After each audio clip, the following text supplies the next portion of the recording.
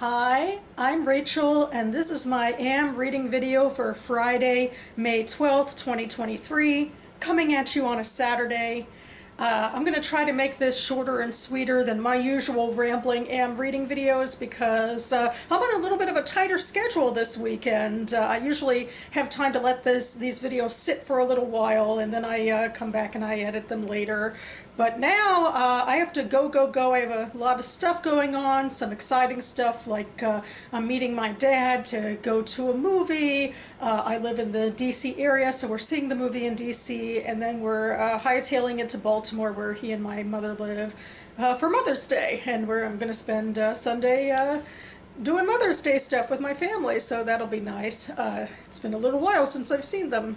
So anyway, this is the first AM reading video of the month, and so as usual I'll just highlight my most recent literary newsletter where I put the snippets of book reviews of the books I read in April. I also have links to literary news that caught my fancy. I have a book pick and a book quote in there as well, so it's all listed down below. Another first tradition of my AM reading videos is I read and discuss the next short story. Well, currently I am reading from this anthology, which is Oi Caramba, an anthology of Jewish stories from Latin America, edited by Alyan Stavins. And the story I read this week is actually the beginning of a novel. So it says it's called Like a Bride by Rosa Nissan. It's very vignette-y. It's vignette heavy. It tracks, I guess, the first several years of a young girl's education, a young Jewish girl living in Mexico City.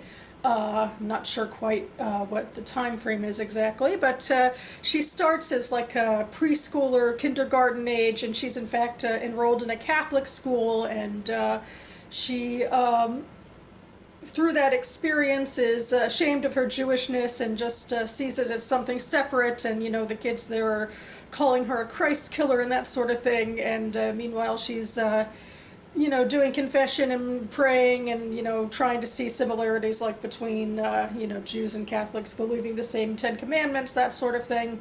There's a lot of shame that pervades this entire chapter, because then ultimately, much to her disappointment as a young girl, her parents decide to take her to a Jewish school for the rest of her education, and they move to a neighborhood where there are more Sephardic families, like they are Sephardic. But there's schisms there as well, because her parents are from two different ethnicities, really. I think it's her father's people who are Persian, and her mother's people are from Istanbul, which technically in Jewish parlance makes them both Sephardic Jews, Jews from the Spanish and North African area, and a lot of that sweeps into parts of the Middle East that aren't Arab. So I think all of these people are generally considered Sephardic, although they're Mizrahic Jews also, I guess, filter into that a little. Those are Jews who never left the Middle East. So anyway, it's very vignette-y. It's hard to sort of like really get a handle on characters because she's mostly listening to gossip, and like now it comes down to like her grandparents gossiping against their in-laws, and there's a lot of shame about being a woman that now is percolating into this young child's life as she becomes a teenager. So it feels kind of depressing, although I feel like the way it's written isn't necessarily depressing. It's little vignettes about speaking with her siblings, or going to school, or going on vacations. There is a sad little bit where her cousin dies, and she's soothing her aunt, but I couldn't really get my claws fully into this. I don't think the vignette style really allowed me to get to know the characters all that well. It's almost ironic because this was a really longer short story, longer than most. Sorry, getting distracted by noises in my empty condo. But anyway, it was longer than most because I guess it was a chapter, but yet the vignette style meant that I just didn't get all that close to the characters. I mean, I think it's the beginning of a novel, so maybe I'd feel differently if I read the whole novel, but I don't feel all that inclined from this little snippet, but there we have it. The first novel I did finish this month is Salt Houses by Hala Alyan. This has been on my Goodreads TBR for several years, probably about the time that the book came out in 2016, 2017, something like that, which doesn't feel as long ago because I know I was on BookTube at the time and, you know, looking at book riots, so time tends to blur together. But anyway, this author is part of like a renaissance of Palestinian, and particularly in this case Palestinian American women who have been getting published, and this is her debut novel, and she followed a family of Palestinians, largely Palestinians. They ultimately intermarry as well, starting around the 1967 war and then going into the modern day. It is also basically a story of vignettes, and except in this case, we jump, instead of like from year to year, we jump, well, we do that too, but also head hop from character to character, and yet these vignettes are longer, and, you know, I get more out of them. There's more character development and all of that. This is a difficult story to read, especially as someone who is Jewish and Zionist, and, you know, Israel has meant a lot of positive things for my people, but of course there is another tragic side to the story as well. And this covers that. This family, you know, in the 48 war, some of them were thrown out of their home in Jaffa, and they end up in Nablus in the West Bank, which ultimately they lose again. And they're kind of hopping around a very tumultuous Middle East. They're in Kuwait when Saddam Hussein invades. They're in Beirut when the Israeli-Hezbollah war happens in 2006. So it really is a story about displacement and about warfare and the impact it has on a family like this. They are a middle-class family. Yeah, I think someone's outside making it, like probably picking up the recycling. Anyway, they're a middle-class family, and so they don't ever live in the camps, but, you know, they lose their home, and they lose, especially one member to war. But it's not like overtly polemic in that way. You know, these characters that, you know, go down the generations, you know, they do have you know, some dimension to them beyond, you know, talking about the conflict. You know, a lot of them never lived in Palestine ultimately, and their lives are also shaped by other things as well. We are largely following the life of the matriarch of the family, Alyan. Well, when the story begins, she is a young bride and not the matriarch yet of her family, but ultimately that's what she becomes, and we follow her and her husband and her children and grandchildren. And at the end, it's reaching the end of her life, and, you know, the birth of a first great-grandchild for her. I don't know, maybe there are some things about this novel that are a little tidy in a way about her life and about, you know, exactly where these people are, you know, to experience these events, although I don't know if it's fair to say that's convenient. You know, people move around, etc. I'm still kind of trying to come to terms. It was a really strong story. So I really thought it was very moving. You know, it gave me things to think about, of course, politically, but also the characters were moving. Although I do think to a degree there were so many, and it was that vignette style that I didn't quite get invested in them either.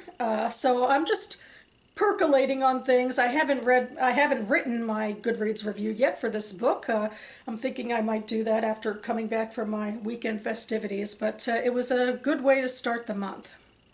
Now I am reading the nonfiction book DIRSHUNI, Contemporary Women's Midrash, edited by Tamar Biala, which is written by a group of Israeli women who are discussing Torah, basically. Midrash is a form of interacting with the Torah and the Talmud. Traditionally speaking, it's a way of responding to the stories and to the edicts in the Bible, and trying to extrapolate new meaning when there's like a little, gray space, or even just plain arguing with the text, which kind of is something that happens here because, throughout history, the rabbis and sages have had a very masculine and very oftentimes sexist streak to how they view the stories, and in these Midrashim, modern day women are sometimes arguing against that and arguing against those interpretations. And so I'm very excited to be reading this. I am reading it for Maybe Midrash. Well, it was a readathon that was started on BookTube a few years ago by Jason at Old Blues Chapters and Verse. It's not technically happening this year, but I thought I'd go ahead and do this reading anyway. So I'll link to my TBR video down below where I talk about reading this book and reading a fiction book I hope to get to later in the month. And yeah, I feel like sometimes this can be a little bit difficult sometimes because I am punching a little above my weight in terms of religious education and my familiarity and comfort with this level of detail in biblical stories. Well, we started, I'm in early days in it. I've read some responses to parts of the creation myth, the Adam and Eve stuff, and now we're into the matriarchs and patriarchs. This is sort of very narrative, story-heavy stuff, so it's easier to get invested into what they're talking about. So there's that. We'll see how it goes when it gets a little more esoteric, but I will be back to give a few thoughts next week, and then hopefully I'll do a wrap-up video for Maybe Midrash as well. And the final book I'll talk about here, I have already finished this book, Huzzah, is Solito. It's a memoir by Javier Zamora. I listened to this on audiobook and the library is about to snatch it away from me again. But anyway, this memoir was written by a Salvadoran American immigrant who was a migrant who came alone as a young child from El Salvador into the U.S. To settle with his parents, who already were settled in the U.S. in Los Angeles.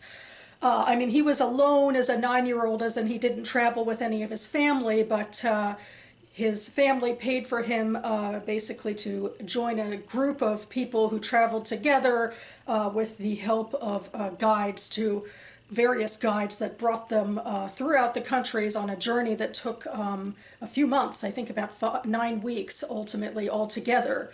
And now this young man, he's in his 30s now, and he is a poet, and he is looking back over this very defining and often traumatic experience of this border crossing. And that is all I will say about this here, because I read this book for the BookTube Prize.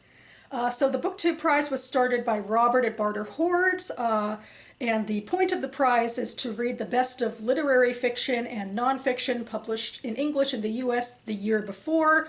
So right now we are in the middle of our second round. The whole point is sort of to whittle down a long list through 4 rounds until we get to a winner in fiction and nonfiction. And I am reading the nonfiction ballot A for the second round, which is called the quarterfinals. And I have a ballot of 6 books, including Solito, that I will be, pitting against each other, and then I'll have to rank them. And at the end of May, the quarterfinals will end, and the 3 top books that my collective pool of judges judge together will advance to the next round, to the semifinals. But we are all judging, quietly by ourselves. We're keeping mum, trying not to influence each other with our own thoughts. And then we will hear how it all goes at the end of the month. I'm very excited for that, although I'm also, actually I'm feeling pretty good about my BookTube Prize reading. I mean, in that I'm feeling good that I will finish in time and that I won't be rushing too much to get to the deadline, because yeah, I'm in the middle of book 5 right now, in fact, so feeling pretty good about that. And anyway, if you'd like to learn more information about the BookTube Prize, I will leave links down below. And also, I did make a preliminary thoughts video about these books before I started reading them, so I will link that down below as well. And that about covers it for me now. I just had some camera problems where sometimes at the very end of my battery it stops filming. and starts buffering, but I didn't think I was at that point yet. Anyway, I guess it's a good sign, as good a sign as any, a reminder that I should wrap this on up now and get started with my weekend. And I hope you are all having a good weekend as well, and having a wonderful Mother's Day if you celebrate.